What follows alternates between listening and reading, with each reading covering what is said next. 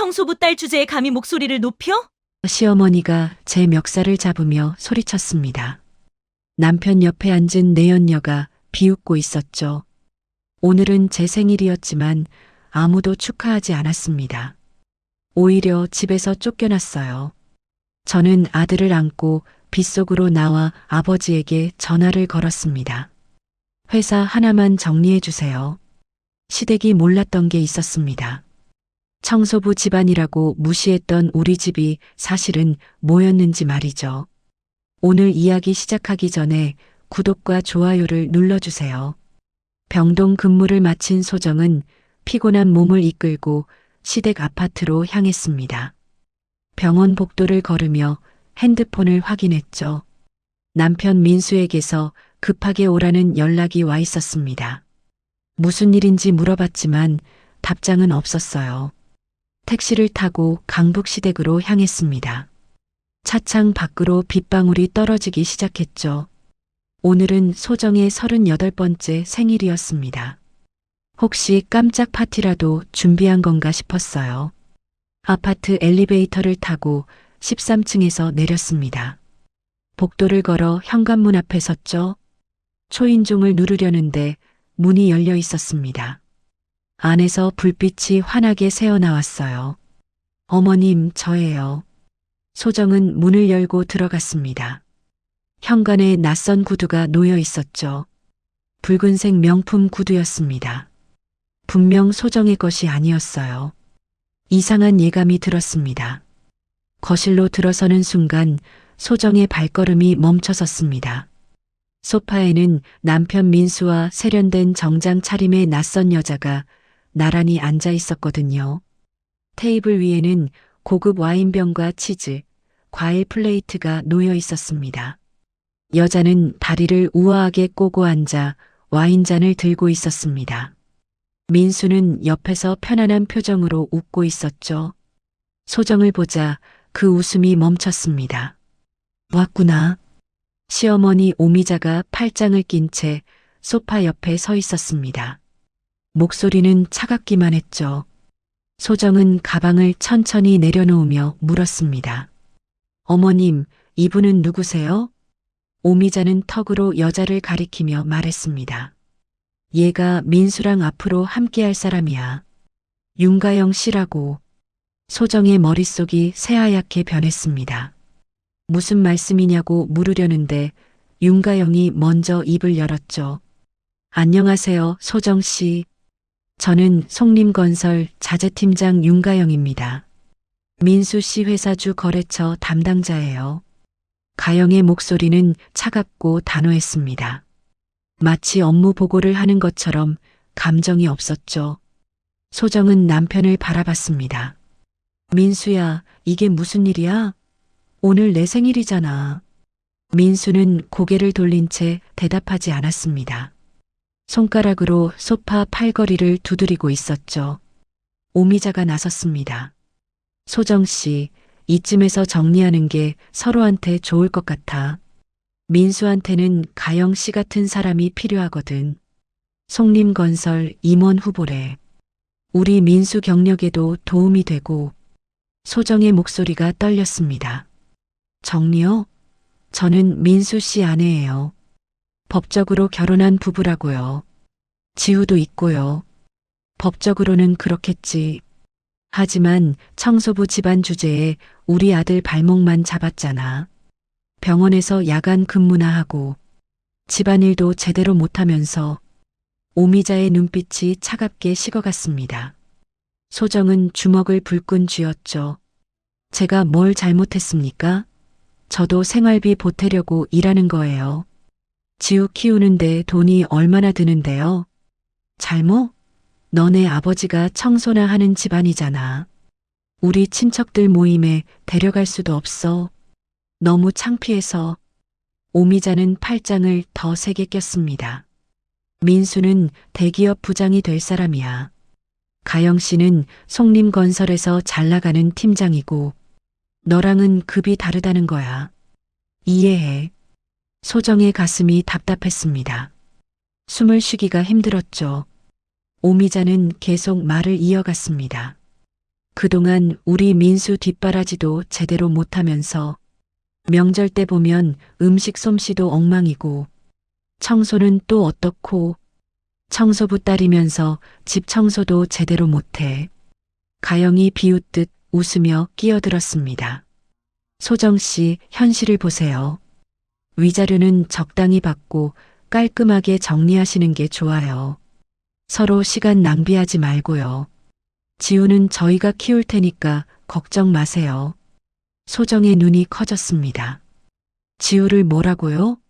제 아들이에요. 제가 낳아서 5살까지 키운 제 아들이라고요. 법적으론 강씨 집안 손자잖아요. 여기 두고 가세요. 당신이 키울 형편도 안 되잖아요. 가영은 다리를 꼬며 말했습니다. 마치 물건을 거래하듯 담담한 목소리였죠. 소정의 목소리가 높아졌습니다. 절대 안 돼요. 지우는 제가 키웁니다. 당신들이 무슨 권리로 제 아들을 빼앗으려고 해요? 바로 그 순간이었습니다. 오미자가 빠르게 다가오더니 소정의 옷깃을 거칠게 움켜잡았죠.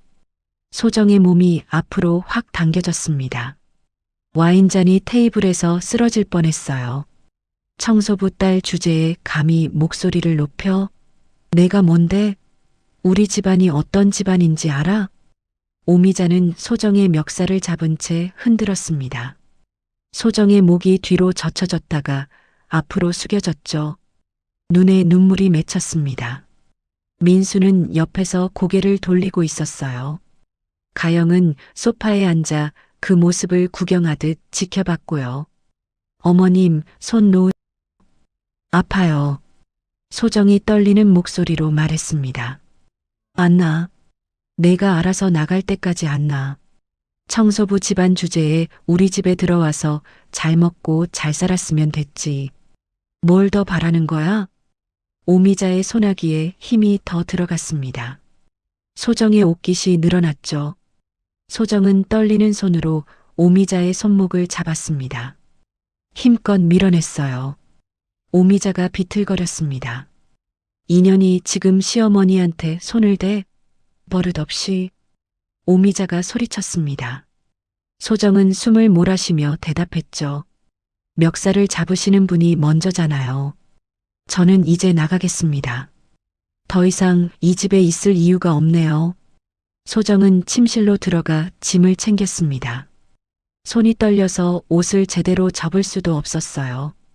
옷 몇 벌과 중요한 서류들만 가방에 넣었습니다. 그리고 작은 방에서 잠들어 있던 아들 지우를 조심스럽게 안아 올렸죠. 지우야, 괜찮아. 엄마가 있어. 지우는 눈을 뜨지 않고 엄마 품에 안겨 잠들어 있었습니다. 소정은 담요로 아들을 감싸 안았죠. 거실로 나오자 오미자가 비웃었습니다. 가난한 집안 사람들은 역시 쉽게 포기하네. 뭐 나가려면 나가. 우리도 편해. 소정은 대답하지 않았습니다. 현관문을 열고 나가려는데 민수가 처음으로 입을 열었죠. 지우는 두고 가. 소정이 돌아봤습니다. 무슨 소리예요? 애는 우리 강씨 집안 사람이잖아. 내가 키울 형편도 안 되고 병원 야간 근무하면서 애를 어떻게 키워? 민수의 목소리는 차가웠습니다. 마치 남처럼 말하고 있었죠. 소정의 손이 떨렸습니다. 지우는 제 아들이에요. 제가 10달 뱃속에 품고 진통 끝에 낳은 제 아들이라고요. 그래도 강씨 집안 손자야. 여기 두고 가라고. 법적으로도 친권은 아버지한테 있어. 민수가 일어서며 말했습니다. 소정은 아들을 더 꽉 안았죠. 지우는 저랑 갑니다. 누가 뭐래도 제가 키워요. 소정은 현관문을 박차고 나갔습니다. 복도에 서자 다리가 후들거렸어요. 하지만 멈출 수 없었습니다. 엘리베이터를 타고 1층으로 내려갔죠. 밖으로 나오자 빗방울이 본격적으로 떨어지기 시작했습니다. 차가운 5월에 비었죠. 소정은 지우를 품에 꽉 안고 아파트 단지를 빠져나왔습니다. 빗물이 얼굴을 타고 흘러내렸어요. 소정은 빗속을 걸으며 핸드폰을 꺼냈습니다. 손이 떨려서 화면을 제대로 누르기도 힘들었죠. 빗물이 핸드폰 화면에 떨어져 번졌습니다. 지우는 소정의 품에 안긴 채 깊이 잠들어 있었어요. 전화번호를 찾아 눌렀습니다. 신호음이 울렸죠. 한 번, 두 번, 세 번. 네 번째 신호음이 끝날 무렵 전화가 연결됐습니다. 여보세요? 전화기 너머로 익숙한 목소리가 들렸습니다. 소정의 아버지 한길수였죠. 낮고 안정적인 목소리였습니다. 아버지, 저예요. 소정의 목소리가 떨렸습니다. 울음을 참느라 목이 메었죠. 소정아, 무슨 일이니? 목소리가 왜 그래? 어디 아픈 거 아니야? 한길수의 목소리에서 걱정이 묻어났습니다. 소정은 빗물을 닦으며 말했죠. 하지만 빗물인지 눈물인지 구분이 안 됐습니다. 아버지, 회사 하나만 정리해 주세요. 전화기 너머로 잠시 침묵이 흘렀습니다. 한길수가 조심스럽게 물었죠. 무슨 회사? 송림건설이요. 민수네 시댁 회사예요. 부탁드려요, 아버지. 소정의 목소리가 더 떨렸습니다. 참았던 눈물이 터져 나왔죠. 한길수는 딸의 울먹이는 목소리를 듣고 뭔가를 직감했습니다. 무슨 일이 있었니? 민수가 뭐 했어? 나중에 말씀드릴게요. 지금은 그냥 해주세요. 제발이요. 소정이 간절하게 말했습니다. 한길수는 딸의 목소리에서 절박함을 느꼈죠. 38회를 키운 딸이었습니다. 한 번도 이렇게 도움을 청한 적이 없었어요. 알았다. 사흘이면 충분하다. 지금 어디니? 시댁 앞이요. 지우 데리고 나왔어요. 택시 타고 한남동으로 와. 내가 기다리고 있을게. 감사합니다, 아버지. 전화를 끊고 소정은 택시를 잡았습니다. 빗방울이 창문을 두드렸죠. 소정은 품 안의 아들을 내려다봤습니다. 지우는 평화롭게 잠들어 있었어요. 엄마의 품이 흔들리는 것도 모르고요. 기사님, 한남동 유엔빌리지로 가주세요. 네, 알겠습니다. 택시가 출발했습니다. 빗줄기가 더 세게 내렸죠. 와이퍼가 빠르게 움직였습니다. 소정은 창밖을 바라봤어요. 거리의 불빛들이 빗물에 번져 보였습니다. 1시간쯤 지나 택시는 한남동 고급 빌라 단지 앞에 멈춰 섰습니다. 경비실 앞에서 택시가 섰죠. 경비가 나와 차를 확인했습니다. 소정 아가씨시죠? 회장님께서 기다리고 계십니다. 들어가세요. 경비가 차단기를 올렸습니다. 택시는 언덕을 올라갔죠. 가장 높은 곳에 위치한 빌라 앞에 도착했습니다. 소정이 내리자 대문이 자동으로 열렸어요. 집사 박 선생이 우산을 들고 나와 있었습니다. 아가씨, 어서 오세요. 회장님께서 안에서 기다리고 계십니다. 지우 도련님은 제가 안아드릴까요? 괜찮아요, 박 선생님. 제가 안고 들어갈게요. 소정은 지우를 안고 저택 안으로 들어갔습니다. 대리석 바닥이 깔린 넓은 현관이 나왔죠. 거실 쪽에서 불빛이 새어나왔습니다. 거실에는 한길수가 소파에 앉아 기다리고 있었습니다. 소정을 보자 일어났죠. 한길수는 전국 청소경비시설관리 시장의 절반 이상을 장악한 한서 MSC 그룹 회장이었습니다. 대형 병원, 공공기관, 대기업 사옥의 청소와 경비를 도맡아 하는 업계 1인자였죠. 아버지, 소정의 목소리가 떨렸습니다. 한길수가 다가와 손자를 조심스럽게 안아들었죠. 지우는 잘 있었니? 비 맞았구나. 빨리 씻어야겠다. 네, 잘 자고 있어요. 한길수는 지우를 2층 방에 눕혀주고 돌아왔습니다. 소파에 앉으며 말했죠. 이제 말해보렴. 무슨 일이 있었는지. 천천히 말해도 돼. 소정은 시댁에서 겪은 일들을 차근차근 설명했습니다. 결혼 후 5년 동안 매일 듣던 멸시와 모욕, 청소부 집안이라며 받았던 무시, 명절 때마다 혼자 설거지와 청소를 도맡아 했던 일들. 그리고 오늘 내연녀 앞에서 멱살까지 잡힌 일까지요. 한길수의 눈빛이 점점 차갑게 변했습니다. 주먹을 불끈 쥐었다 폈다 반복했죠. 내 딸 앞에서 멱살을 잡았다고? 그것도 다른 여자 앞에서? 내 아버지. 윤가영이라는 사람이었어요. 그 여자가 누군데? 송림건설 자재팀장이래요. 민수회사 거래처 담당자요. 민수가 다니는 회사 매출의 상당 부분이 송림건설에서 나온대요. 한길수는 즉시 핸드폰을 꺼냈습니다. 전화를 걸었죠. 받는 사람은 한서 MSC 전략실장이었습니다. 실장 나야. 지금 당장 송림건설 조사해. 어떤 현장에 우리 인력 들어가 있는지, 계약 규모가 어떻게 되는지 전부 파악하고. 예, 회장님. 지금 바로 하겠습니다. 전화를 끊고 한길수는 또 다른 번호를 눌렀습니다.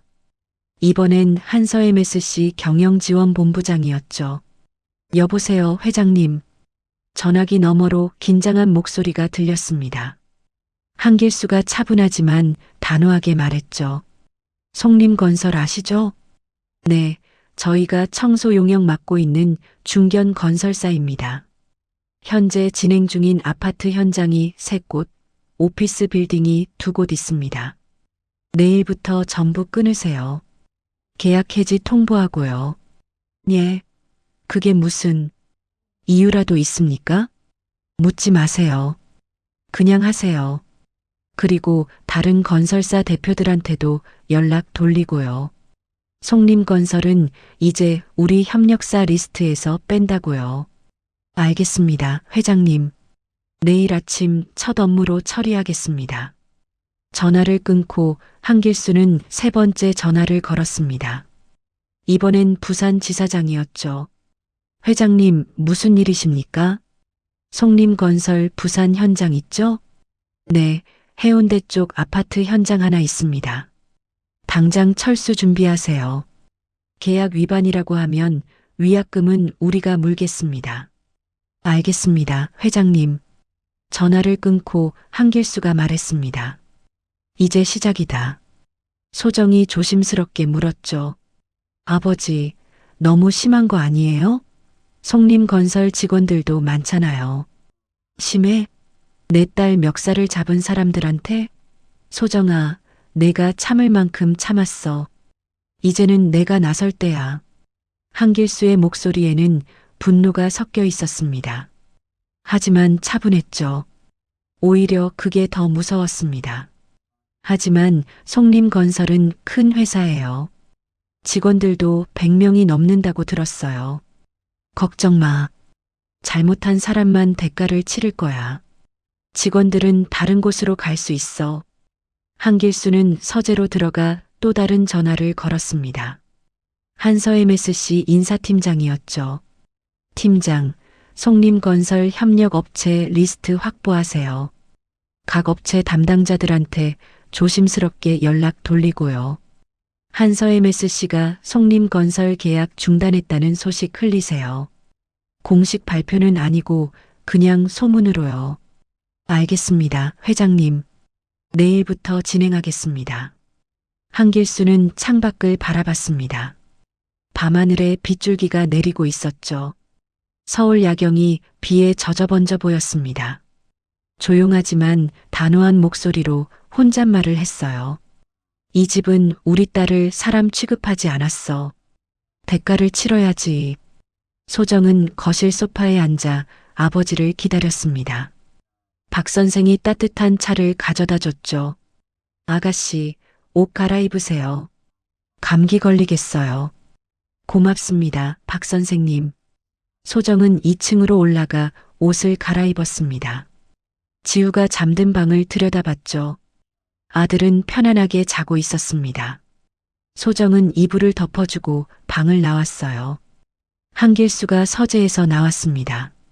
소파에 앉으며 말했죠. 소정아, 이제 숨지 마. 내가 누구인지 보여줄 때야.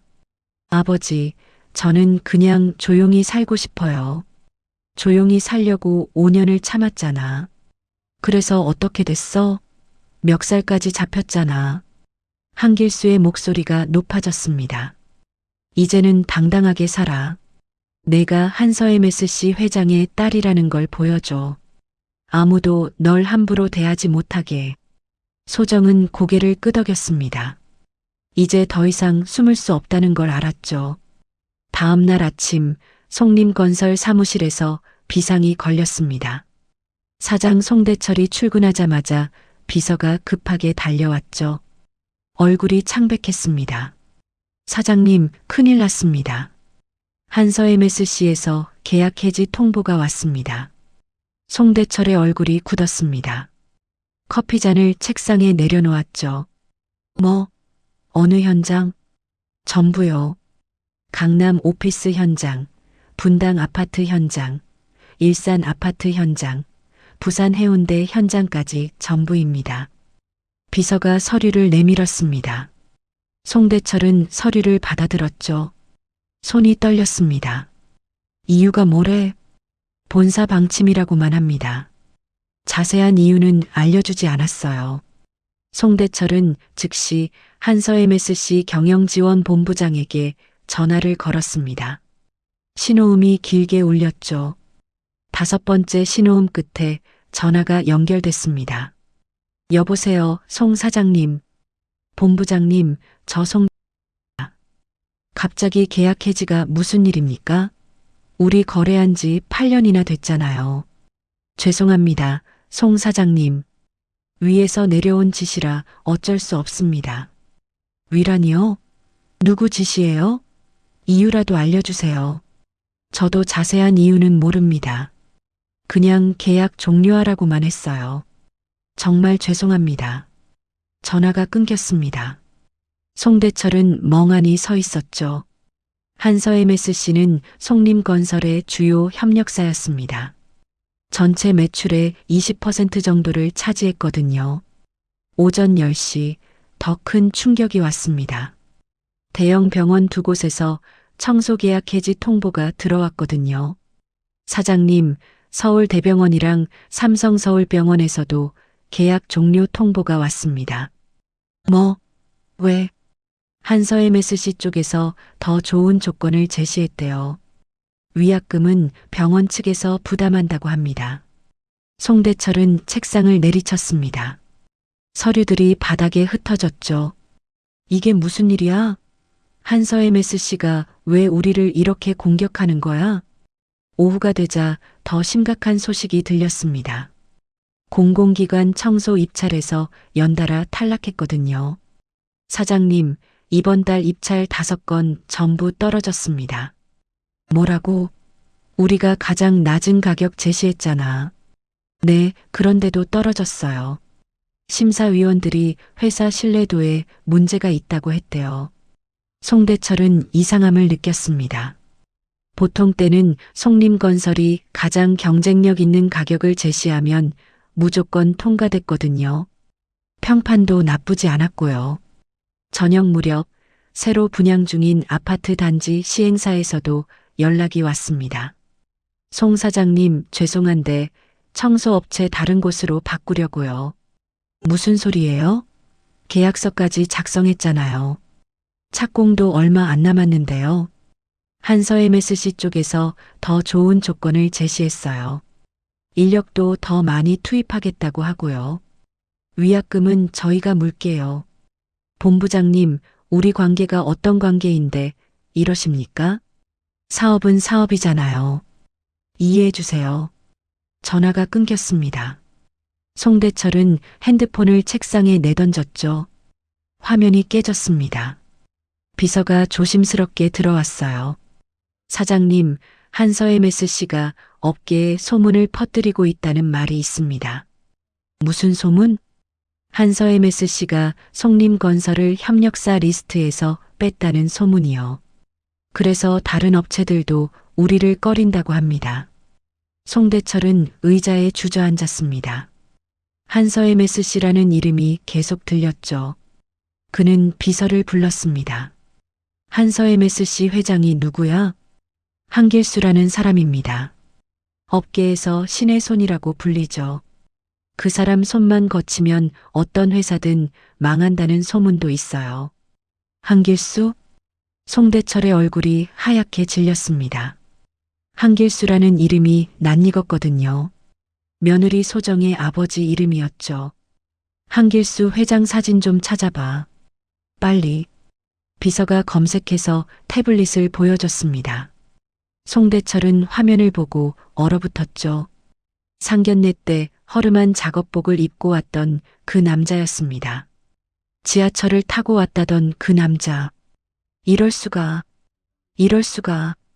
송대철은 주저앉았습니다. 그때 아내 오미자에게 전화가 왔죠. 급히 받았습니다. 여보, 큰일 났어. 무슨 일인데 그래? 목소리가 왜 그래? 한서 MSC가 우리 계약 전부 끊고 있어. 한길수 회장이 소정이 아버지야. 전화기 너머로 오미자의 비명이 들렸습니다. 뭐라고? 청소부 아니었어? 작업복 입고 왔잖아. 청소부가 아니라 청소회사 회장이었어. 그것도 업계 최대 그룹. 전국 청소경비 시장 절반 이상을 쥐고 있다고. 그럼 우리 회사는 어떻게 되는 거야? 망하는 거야? 오미자의 목소리가 떨렸습니다. 송대철은 대답하지 못했죠. 모르겠어. 어떻게 될지 모르겠어. 당신이 소정이한테 뭘 했길래 이렇게 되는 거야? 나는 그냥 이혼하라고 했을 뿐이야. 그뿐이야? 진짜? 침묵이 흘렀습니다. 송대철이 다그쳤죠. 말해봐. 뭐 했어? 옷깃 좀 잡았어. 청소부 집안 주제에 목소리를 높이길래. 옷깃을 잡았다고? 멱살을 잡았단 소리잖아. 그게 그렇게 큰일이야? 큰일이고 말고. 한길수 회장 딸 멱살을 잡았어. 우리 회사 목줄 쥔 사람 딸을. 오미자는 말문이 막혔습니다. 전화가 끊겼죠. 다음 날 아침 은행에서 연락이 왔습니다. 송 사장님, 마이너스 대출 연장이 어렵겠습니다. 왜요? 지금까지 계속 연장해 주셨잖아요. 이자도 꼬박꼬박 냈고요. 본사 방침입니다. 송림건설 신용등급이 하락했어요. 다음 달까지 전액 상환해 주세요. 송대철은 머리를 감쌌습니다. 마이너스 대출이 50억이 넘었거든요. 한 달 안에 갚을 돈이 없었어요. 회의실에서 긴급 임원 회의가 열렸습니다. 재무이사가 보고를 시작했죠. 사장님, 현재 상황이 심각합니다. 주요 계약이 연이어 해지되면서 매출이 급감하고 있습니다. 이번 달 예상 매출이 전월 대비 40% 감소했습니다. 자금 상황은요? 은행 대출 상환 압박에 현금 유동성이 바닥났습니다. 다음 달 급여 지급도 어렵습니다. 현장 상황은? 공사관리이사가 보고했습니다. 사장님, 현장 유지 보수비가 눈덩이처럼 불어나고 있습니다. 한서 MSC가 빠지면서 인력 수급에 차질이 생겼어요. 대체 인력을 구하려니 비용이 2배로 뛰었습니다. 자재 공급도 문제예요. 한서 MSC 계열사들이 우리 현장 물류 지원을 끊었거든요. 인력도 빠져나가고 있습니다.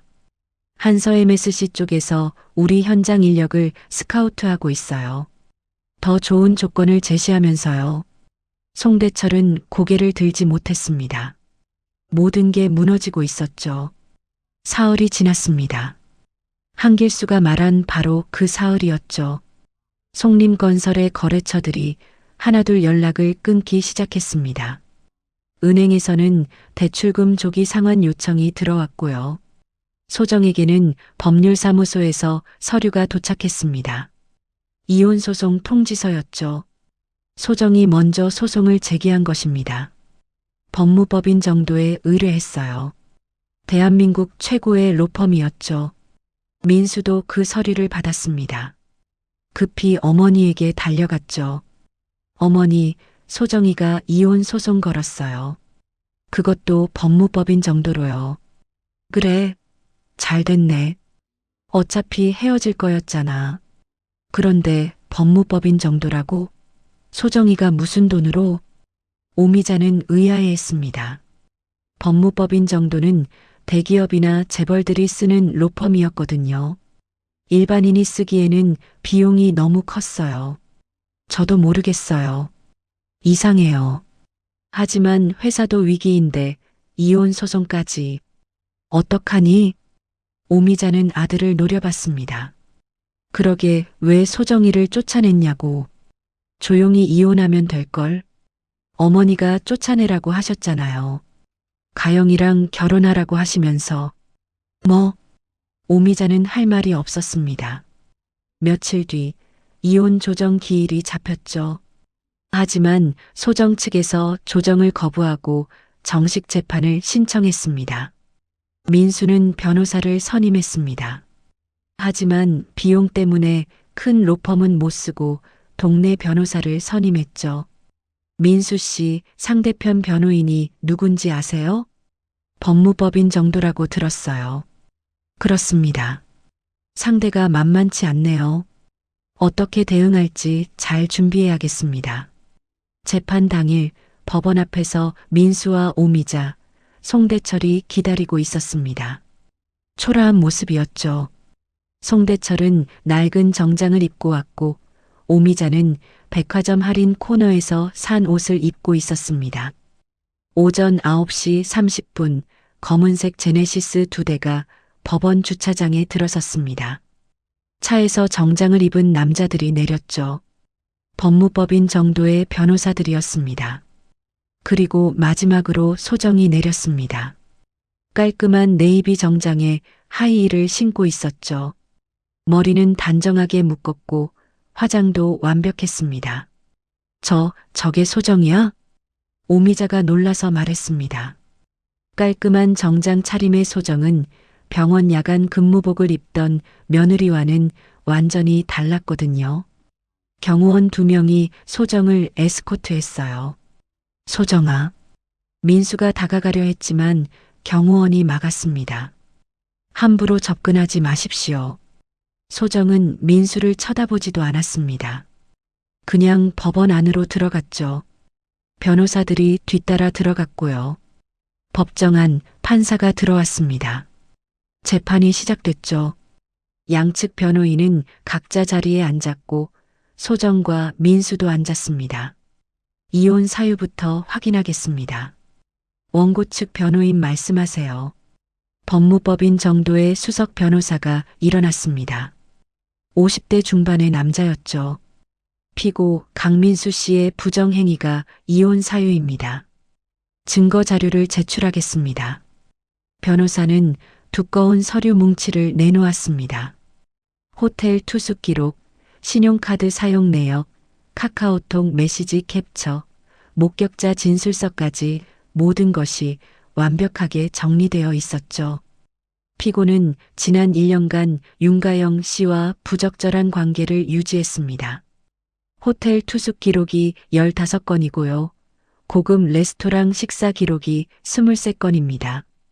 민수의 얼굴이 하얗게 질렸습니다. 또한 피고는 회사 법인카드를 사용해 윤가영 씨와의 만남에 비용을 지출했습니다. 총액이 1,200만 원에 달합니다. 이는 업무상 배임에 해당할 수 있습니다. 판사가 서류를 보며 고개를 끄덕였습니다. 피고 측 변호인 반론 있습니까? 민수의 변호사는 말문이 막혔습니다. 증거가 너무 명확했거든요. 반박할 여지가 없었어요. 없습니다. 그렇다면 이혼은 인정됩니다. 다음은 친권 문제입니다. 판사가 서류를 넘겼습니다. 원고는 친권과 양육권을 모두 요구합니다. 피고는 민수가 일어나 말했습니다. 저는 친권을 포기하겠습니다. 방청석에서 웅성거림이 들렸습니다. 오미자가 아들을 노려봤죠. 하지만 민수는 고개를 들지 못했습니다. 양육비는요? 양육비도 지급하지 않겠습니다. 경제적 여유가 없습니다. 판사가 안경을 고쳤으며 물었습니다. 피고는 송림건설 직원으로 알고 있는데요. 부장급이라고 되어 있네요. 회사가 구조조정 중입니다. 제 자리도 불안한 상황입니다. 실제로 다음 달 명예퇴직 대상자입니다. 판사는 서류를 확인했습니다. 확인됩니다. 송림건설이 법정관리 신청을 준비 중이군요. 그렇다면 원고 측 의견은? 법무법인 정도의 변호사가 일어났습니다.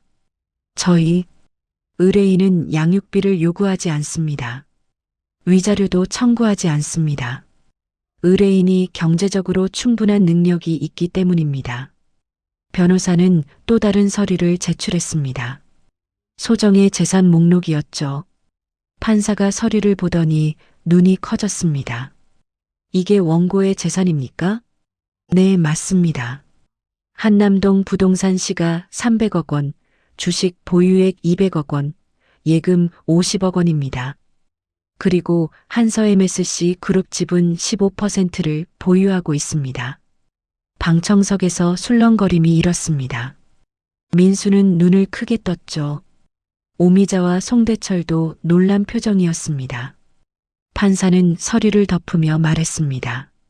알겠습니다. 그렇다면 친권과 양육권은 원고에게, 양육비와 위자료는 청구하지 않는 것으로 정리하겠습니다. 피고에게 유리한 조건이네요. 네, 의뢰인이 그렇게 원합니다. 깔끔하게 정리하고 싶다고 하셨습니다. 재판은 40분 만에 끝났습니다. 판사가 마지막으로 물었죠. 양측 모두 이해 없습니까? 없습니다. 소정과 민수가 동시에 대답했습니다. 재판이 끝나고 소정은 법정을 나갔죠. 변호사들이 앞뒤로 에스코트했습니다. 민수가 뒤따라 나왔습니다. 소정아, 잠깐만. 얘기 좀 하자. 소정이 멈춰섰습니다. 하지만 돌아보지 않았죠. 지우라도 한번 보고 싶어. 나도 아빠잖아. 안 됩니다. 소정의 목소리는 차가웠습니다. 나도 아빠야. 1년에 한 번만이라도. 법적으로 친권을 포기하셨잖아요. 이제 남입니다. 그래도 민수의 목소리가 높아졌습니다. 소정이 천천히 돌아섰죠. 민수 씨, 당신은 선택했어요. 지우보다 회사를, 저보다 다른 여자를. 그건 당신 선택이었어요. 후회하지 마세요. 미안해. 정말 미안해. 이제 와서 미안해도 늦었어요. 저도 새로운 삶을 살 거예요. 당신도 그러세요. 소정은 다시 돌아서서 걸어갔습니다. 민수는 그 뒤를 바라만 봤죠.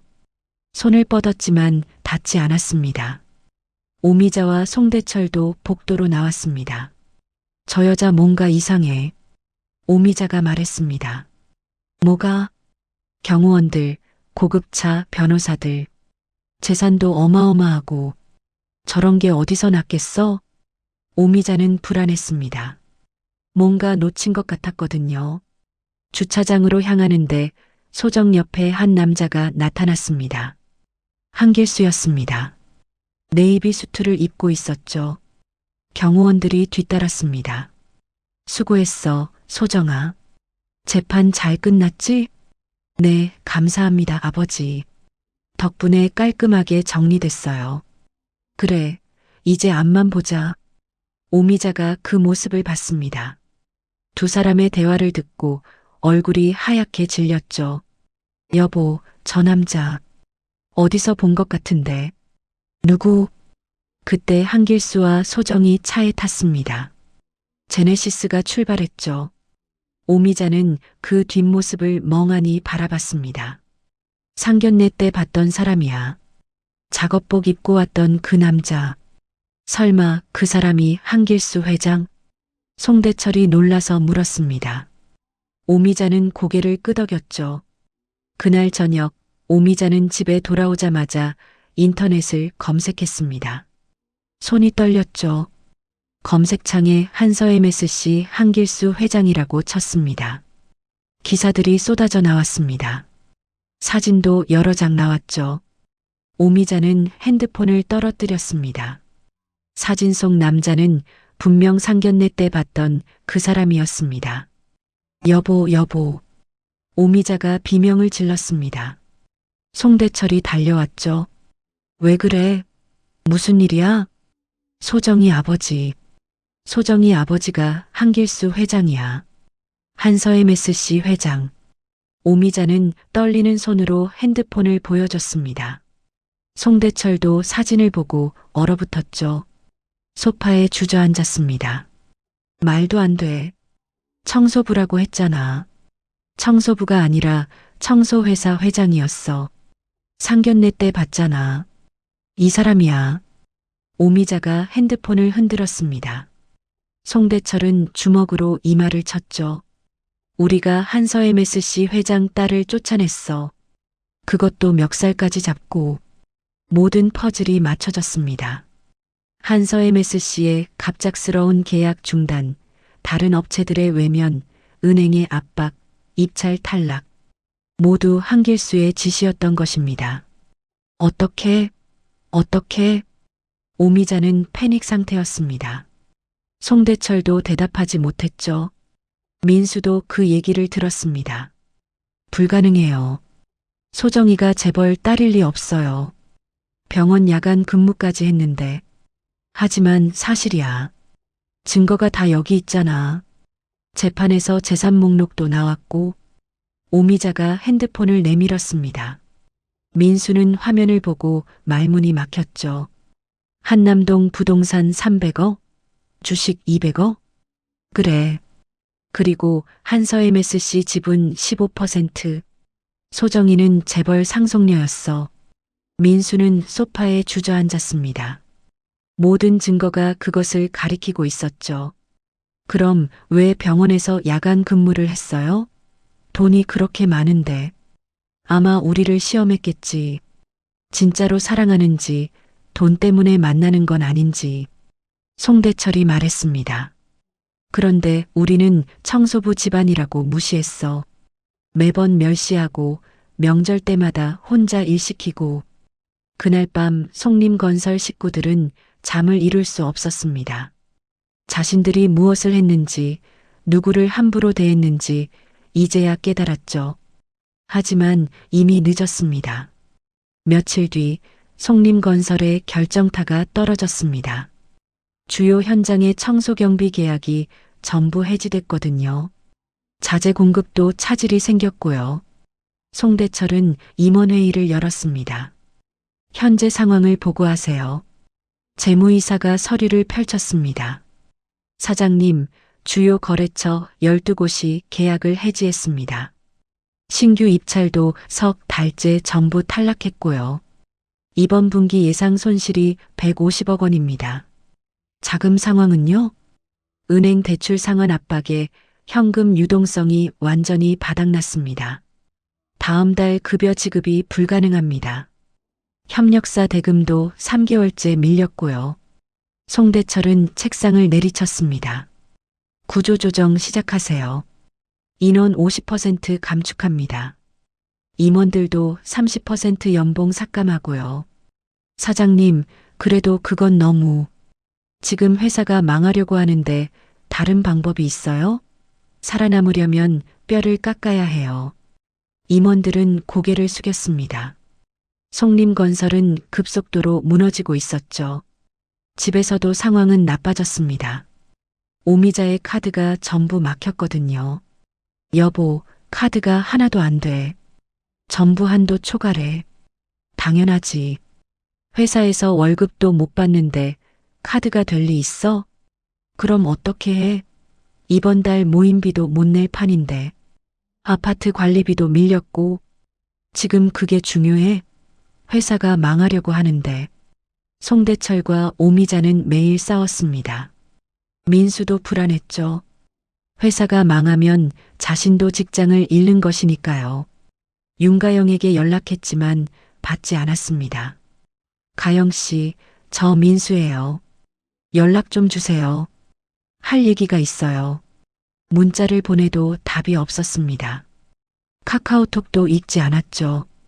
결국 송림건설 앞에서 기다렸습니다. 퇴근 시간에 가영이 나왔습니다. 깔끔한 정장을 입고 있었죠. 가영 씨, 민수가 달려갔습니다. 가영은 차갑게 돌아섰죠. 나한테 왜 와요? 연락하지 말라고 했잖아요. 우리 회사가 어려운 거 알죠? 좀 도와주세요. 성림건설에 한마디만 해주세요. 어떻게요? 난 지금 자재팀장도 아니에요. 인사 발령 났어요. 총무팀으로 발령 났다고요. 가영의 목소리는 짜증이 섞여 있었습니다. 그래도 인맥이 있잖아요. 한마디만 해주세요. 민수 씨, 현실을 봐요. 당신네 회사는 끝났어요. 한서 MSC가 손절한 회사를 누가 거들떠 보겠어요? 가영이 비웃었습니다. 뭐라고요? 그리고 솔직히 말할게요. 난 처음부터 당신이 좋아서 만난 게 아니에요. 민수의 눈이 커졌습니다. 그럼요. 거래처 관리 차원이었죠. 송림건설이 우리 회사 중요 거래처니까. 당신 통해서 정보도 얻고 계약도 따내고 그런 거였어요. 이용한 거였어요? 이용이라니 말이 심하네요. 서로 필요에 의한 거래였죠. 이제 당신네 회사가 쓸모없으니까 끝이에요. 연락하지 마세요. 가영은 택시를 타고 떠났습니다. 민수는 그 자리에 서 있었죠. 차가운 바람이 불었습니다. 이용당한 것입니다. 집으로 돌아온 민수는 아무 말도 하지 못했습니다. 소파에 앉아 멍하니 있었죠. 오미자가 물었지만 민수는 고개만 저었습니다. 그날 밤 송대철은 소주를 마셨습니다. 혼자 마시며 중얼거렸죠. 왜 이렇게 됐을까? 우리가 뭘 잘못한 거지? 오미자도 옆에 앉았습니다. 소정이 때문인가? 소정이를 쫓아낸 게 잘못이었나? 잘못이고 말고 한서 MSC 회장 딸을 쫓아냈어. 그것도 멱살까지 잡고. 말도 안 돼. 그 애가 뭔데? 청소부 딸이잖아. 청소부 딸이 아니라 청소회사 회장 딸이었어. 우리가 눈이 멀었어. 겉모습만 보고 판단했어. 송대철은 소주잔을 비웠습니다. 오미자는 대답하지 못했죠. 2달이 지났습니다. 송림건설은 법정 관리를 신청했죠. 법원에서 받아들였고 구조조정이 시작됐습니다. 임직원 대량 해고가 시작됐습니다. 민수도 명예퇴직 대상자 명단에 올랐죠. 인사팀장이 불렀습니다. 민수 씨, 이번에 명예퇴직하시는 게 좋겠어요. 위로금은 6개월치 드릴게요. 제가 꼭 나가야 하나요? 15년 다녔는데요. 회사가 어려워요. 살아남으려면 어쩔 수 없어요. 이해해 주세요. 민수는 집에 돌아와 멍하니 앉아 있었습니다. 15년 다닌 회사에서 쫓겨난 것입니다. 이제 어떻게 해? 오미자가 물었지만 민수는 대답하지 않았습니다. 며칠 뒤 민수는 이력서를 넣기 시작했죠. 하지만 번번이 거절당했습니다. 죄송합니다. 다른 분으로 결정했습니다. 경력은 좋으신데 저희가 원하는 방향과 조금 다르네요. 똑같은 말들이었습니다. 하지만 진짜 이유는 따로 있었죠. 송림건설 출신이라는 것. 그리고 한서 MSC 블랙리스트에 올랐다는 소문. 한 달이 지나도 일자리를 구하지 못했습니다. 결국 택배 분류 아르바이트를 구했죠. 시급 10,000원이었습니다.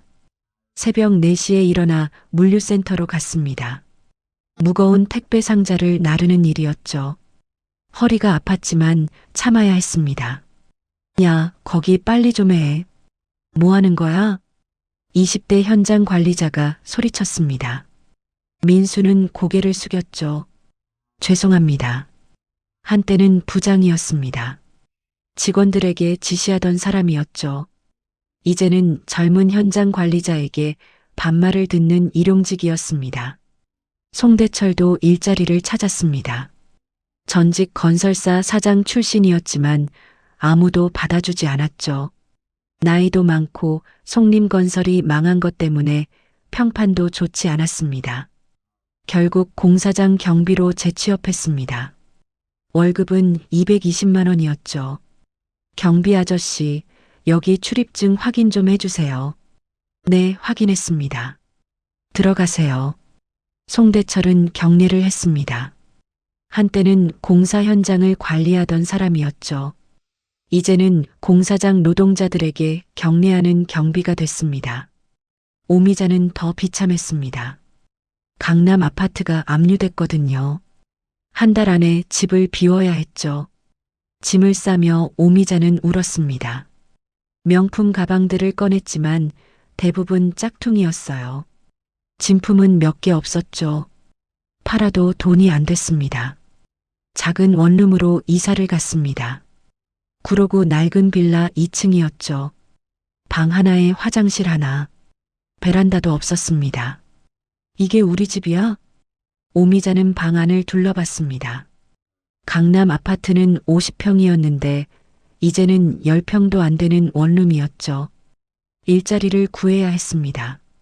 오미자는 평생 일을 해본 적이 없었어요. 집주인으로 세입자 관리만 했죠. 상가 청소 일용직을 구했습니다. 하루 6시간, 시급 10,000원이었습니다. 화장실 청소 잘 부탁해요. 특히 변기는 깨끗하게 닦아주세요. 네, 알겠습니다. 오미자는 청소 도구를 들었습니다. 자신이 평생 깔보던 청소 일을 하게 된 것입니다. 화장실 바닥을 닦으며 오미자는 눈물을 흘렸죠. 내가 이럴 줄 알았으면 소정이한테 잘할걸. 하지만 이미 늦었습니다. 어느 날 백화점 화장실을 청소하던 중 예전 모임 사람을 마주쳤습니다. 어머, 오미자 씨 아니에요? 여기서 뭐 하세요? 예전 친구였습니다. 오미자는 고개를 숙였죠. 이래요. 아, 그러시구나. 송림건설 망했다는 소문 들었어요. 힘드시겠어요. 오미자는 대답할 수 없었습니다. 그 여자는 동정 어린 눈빛으로 바라보다 갔죠. 오미자는 그 자리에서 울고 싶었습니다. 하지만 참았습니다. 울 자격도 없다고 생각했으니까요. 한편 소정은 한서 MSC 부사장으로 승진했습니다. 39살 업계 최연소 임원이었죠. 회사에서 인정받았고 능력을 증명했습니다. 부사장님, 이번 병원 계약 잘 마무리됐습니다. 5년 장기 계약 체결했습니다. 수고하셨어요. 다들 고생 많으셨어요. 소정은 팀원들에게 미소를 지었습니다. 아버지 한길수는 딸을 자랑스러워했죠. 잘했다, 소정아. 내가 알아서 잘하니까 아빠는 편하다. 감사합니다, 아버지. 아버지께 배운 대로 하고 있어요. 저녁 무렵 소정은 지후와 함께 한강변을 걸었습니다. 아들의 손을 잡고 천천히 산책했죠. 엄마, 나 오늘 미술대회에서 상 받았어. 정말? 무슨 상? 금상이요. 선생님이 정말 잘 그렸대요. 소정은 아들을 안아 올렸습니다. 우리 지후 정말 잘했구나. 엄마가 자랑스러워. 엄마도 회사에서 상 받았어요? 응, 엄마도 오늘 좋은 일 있었어. 지후가 웃었습니다. 소정은 아들을 내려놓고 다시 손을 잡았죠. 석양이 한강을 물들이고 있었습니다. 서너 달이 더 지났습니다. 계절이 바뀌어 가을이 왔죠. 어느 주말 소정은 지후와 함께 쇼핑몰에 갔습니다. 지후야, 뭐 사고 싶은 거 있어? 로봇 장난감이요. 친구가 가지고 있는 거요. 그래, 그거 사러 가자. 소정은 아들의 손을 잡고 장난감 매장으로 갔습니다. 로봇을 고르고 계산을 마쳤죠. 화장실에 들르려고 하는데 낯익은 모습이 보였습니다. 청소복을 입은 여자가 화장실 앞에 서 있었습니다. 오미자였죠. 1년 만에 보는 얼굴이었습니다. 주름이 깊어졌고 머리카락도 희끗희끗했습니다. 청소복은 낡고 구겨져 있었죠. 예전의 화려함은 어디에도 없었습니다. 소정은 잠시 멈춰섰습니다. 오미자도 소정을 봤죠. 얼굴이 하얗게 질렸습니다. 소정아. 오미자가 떨리는 목소리로 불렀습니다.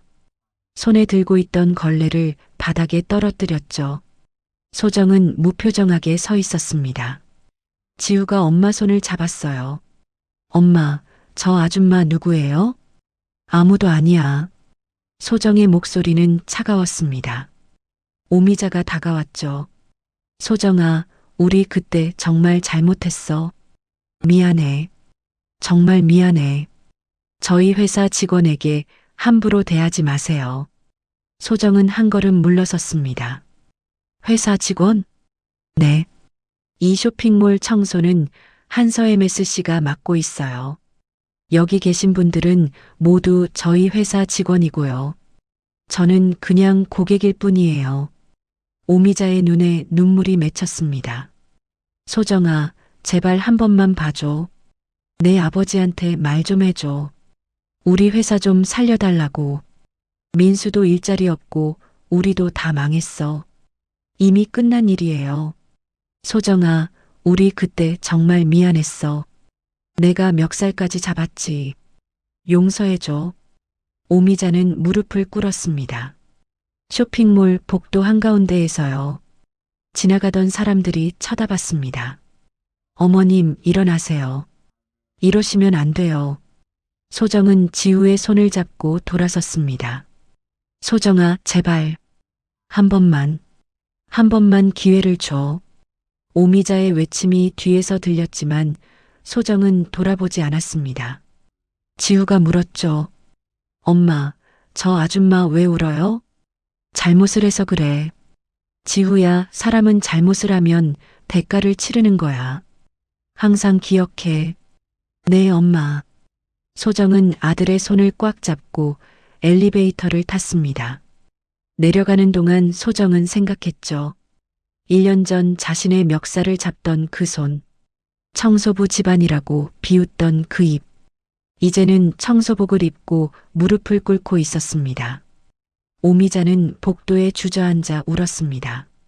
지나가는 사람들이 쳐다봤지만 신경 쓰지 않았죠. 쇼핑몰 관리자가 다가왔습니다. 아주머니, 여기서 이러시면 안 돼요. 일하셔야죠. 죄송합니다. 지금 갈게요. 오미자는 일어나 화장실로 갔습니다. 거울을 봤죠. 초췌한 얼굴이 비쳤습니다. 1년 사이에 10년은 늙은 것 같았어요. 그날 저녁 한남동 집에서 소정은 아버지와 대화를 나눴습니다. 오늘 시어머니 봤어요. 어디서? 쇼핑몰이요. 청소 일하더라고요. 무릎까지 꿇었어요. 한길수는 고개를 끄덕였습니다. 어떻게 했니? 모르는 사람이라고 했어요. 저희 회사 직원이니 함부로 대하지 말라고 했고요. 잘했어. 더 이상 내 삶에 들어올 필요 없어. 소정은 창밖을 바라봤습니다. 서울 야경이 아름답게 펼쳐져 있었죠. 아버지, 그때 왜 제 얘기 다 듣기도 전에 회사를 끊으라고 하셨어요? 한길수가 잠시 생각하다 말했습니다. 우리 딸이 울면서 도움을 청하는 순간 그 회사는 이미 자격을 잃었다. 38년을 키웠는데 한 번도 도와달라고 한 적이 없었어. 그런데 그날 밤 내가 빗속에서 전화를 걸었지. 그 순간 알았어. 내가 견딜 수 없을 만큼 힘들었다는 걸. 소정의 눈시울이 붉어졌습니다. 감사합니다, 아버지. 고맙긴. 내가 아빠잖아. 내 딸을 그렇게 만든 곳은 존재할 가치가 없어. 한길수는 딸의 어깨를 토닥였습니다. 이제 앞만 보자. 과거는 과거야. 너는 새로운 삶을 살고 있잖아. 소정은 고개를 끄덕였습니다. 지우의 방으로 갔죠. 아들은 평화롭게 자고 있었습니다. 지우야, 엄마가 약속할게. 항상 너를 지켜줄게. 누구도 우리를 무시하지 못하게. 엄마는 어떤 일을 하든 그 일을 하는 사람을 절대 무시하지 않을 거야. 너도 그렇게 자라야 해. 소정은 작게 속삭였습니다. 지우는 잠결에 고개를 끄덕이는 것 같았죠. 소정은 이불을 덮어주고 방을 나왔습니다. 1년이 더 흘렀습니다. 송림건설은 결국 완전히 파산했죠. 건물은 경매로 넘어갔고 직원들은 뿔뿔이 흩어졌습니다. 송대철은 여전히 공사장 경비로 일하고 있었습니다. 새벽 6시에 출근해서 저녁 6시에 퇴근하는 삶이었죠. 경비 아저씨, 수고하세요. 네, 안녕히 가세요. 송대철은 경례를 했습니다. 한때는 건설사 사장이었는데 이제는 공사장 경비였습니다. 민수는 택배 배달 아르바이트를 계속했습니다. 비가 오나 눈이 오나 오토바이를 타고 달렸죠. 어느 날 신호 대기 중 옆 차선에 검은색 제네시스가 섰습니다. 뒷좌석 창문이 열렸죠. 소정이 보였습니다. 지우를 안고 있었어요. 민수는 숨이 멎었습니다. 지우는 많이 컸습니다. 7살이 됐거든요. 소정아, 지우야. 소리치려 했지만 목소리가 나오지 않았습니다. 신호등이 바뀌었죠. 제네시스가 출발했습니다. 민수는 그 차를 바라봤습니다. 멀어지는 차 속에 자신의 아들이 있었죠. 하지만 더 이상 자신의 아들이 아니었습니다. 민수는 헬멧 속에서 눈물을 흘렸습니다. 아무도 보지 못하게 자신이 선택한 결과였으니까요. 오미자는 여전히 상가 청소를 하고 있었습니다. 하루하루 버티며 살았죠. 어느 날 새벽 청소를 하던 중 거울을 봤습니다. 주름투성이 얼굴이 비쳤죠. 2년 사이에 20년은 늙은 것 같았습니다. 내가 이럴 줄 알았으면 소정이한테 잘할걸, 멱살을 잡지 말걸. 하지만 이미 늦었습니다. 후회해도 돌아갈 수 없었죠. 한편 소정은 한서 MSC 부사장으로 회사를 이끌고 있었습니다. 주요 병원과 대형 건물 계약을 성공시키며 업계에서 인정받았죠. 저녁 무렵 소정은 서재에 앉아 생각에 잠겼습니다. 2년 전 그날 밤이 떠올랐죠. 빗속에서 아버지에게 전화를 걸었던 순간 한 통의 전화였어. 소정은 혼잣말을 했습니다. 그 전화 한 통이 모든 것을 바꿔놓았죠. 복수였을까요? 소정은 고개를 저었습니다. 복수가 아니었죠. 그저 잘못한 대가를 치른 것뿐이었습니다. 사람을 겉모습만 보고 판단하고 청소부 집안이라며 멸시하고 내연녀 앞에서 멱살까지 잡은 대가. 소정은 창밖을 바라봤습니다. 서울의 야경이 아름답게 펼쳐져 있었죠. 저 어딘가에서 시댁 식구들도 밤을 보내고 있겠죠. 하지만 소정은 더 이상 신경 쓰지 않았습니다. 남의 일이었으니까요. 지우의 방으로 갔습니다. 7살이 된 아들은 평화롭게 자고 있었죠. 지우야, 엄마는 너한테 가르쳐 줄 게 있어. 사람은 절대 겉모습만 보고 판단하면 안 돼. 그 사람이 무슨 일을 하든 그 일을 하는 사람을 존중해야 해. 알았지? 소정은 이불을 덮어주며 작게 속삭였습니다. 지우는 잠결에 고개를 끄덕이는 것 같았죠. 소정은 거실로 돌아와 소파에 앉았습니다. 핸드폰을 꺼내 사진첩을 열었죠. 지우와 찍은 사진들이 가득했습니다. 한 장의 사진이 눈에 들어왔습니다. 2년 전 빗속에서 택시를 타던 날 아버지가 보내준 사진이었죠. 소정은 사진을 보며 생각했습니다. 그날 전화를 걸길 잘했어. 더 이상 참지 않기로 한 그 선택이 내 인생을 바꿨어. 핸드폰을 내려놓고 소정은 일어났습니다. 창가로 걸어가 서울의 야경을 바라봤죠. 수많은 불빛들이 반짝이고 있었습니다. 이제 시작이야. 과거는 과거로 남겨두고 앞으로만 나아가자. 소정은 작게 말했습니다. 그리고 천천히 침실로 향했죠. 청소부 집안이라고 멱살까지 잡히던 그날. 빗속에서 걸었던 그 한 통의 전화. 그것은 복수가 아니었습니다. 그저 잘못된 것을 바로잡는 전화였죠. 그리고 그 전화가 소정의 인생을 되찾아 준 것입니다.